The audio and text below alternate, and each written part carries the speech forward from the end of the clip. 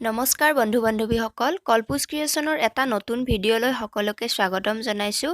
আজি মই আপোনালোকৰ মাজলৈ এটা আচাৰৰ ৰেচিপি লৈ আহিছোঁ। আশা কৰোঁ আজি ভিডিঅ'টি চাই খুব ভাল পাব। আজি মই অলপ বেলেগ পদ্ধতিৰে আমলখিৰ আচাৰ বনালোঁ আৰু ভাবিলোঁ এই নতুন পদ্ধতিটো আপোনালোকৰ লগতো শ্বেয়াৰ কৰোঁ। আচাৰ বনাবৰ বাবে মই প্ৰথমতে প্ৰায় 350 বা 400 গ্ৰামমান আমলখি লৈছোঁ আৰু এই আমলখি কেইটাৰ মই ঠাৰিখিনি গুচাই ভালদৰে ধুই ৰ'দত শুকুৱাবলৈ দিছোঁ চালনী এখনত।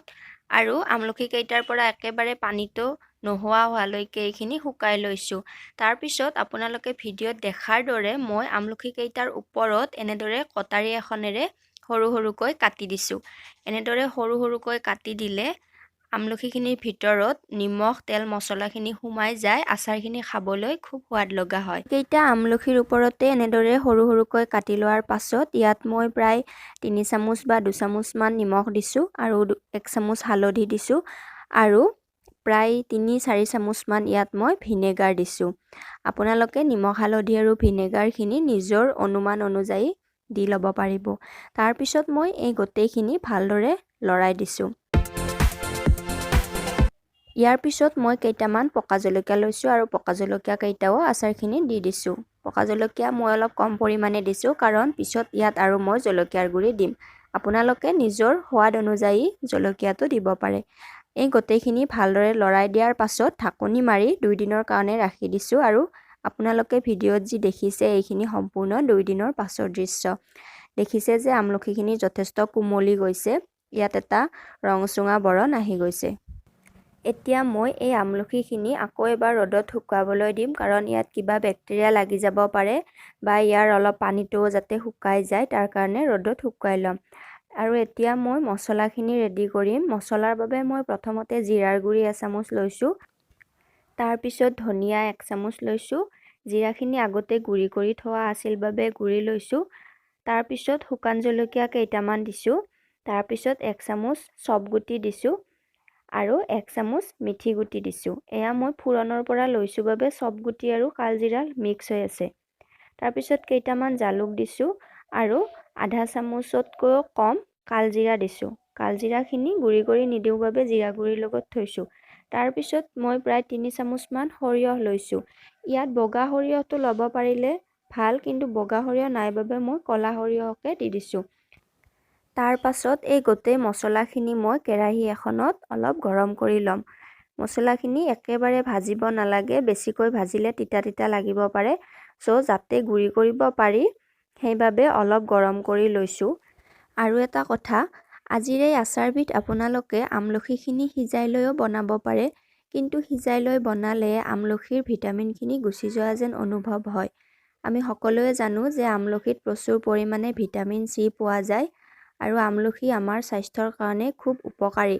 ইয়াৰ বিভিন্ন ঔষধি গুণ আছে। আমাৰ চুলি, দাঁত, ছাল এইবোৰ সতেজ কৰি ৰখাত আমলখিয়ে যথেষ্ট সহায় কৰে।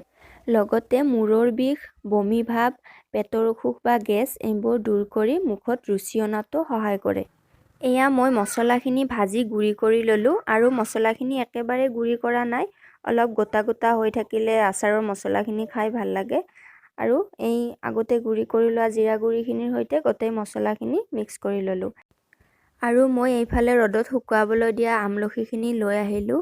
এইখিনি ধুনীয়াকৈ শুকাই গৈছে। ইয়াত নিমখৰ যি অলপ পানী উঠিছিল সেইখিনিও এতিয়া নাই। আৰু এইফালে মই কেৰাহী এখনত অলপ তেল গৰম হ'বলৈ দিছোঁ। ইয়াত প্ৰায় 2 কাপমান তেল দিছোঁ মই। আপোনালোকে নিজৰ প্ৰয়োজন অনুসৰি তেলখিনি দি ল'ব। তাৰপিছত তেলখিনি গৰম হয় মানে মই আচাৰখিনিত মছলাখিনি দি লৈছোঁ আৰু গোটেই মছলাখিনি আৰু আমলখিখিনি ভালদৰে লৰাই মিহলি কৰি দিছোঁ।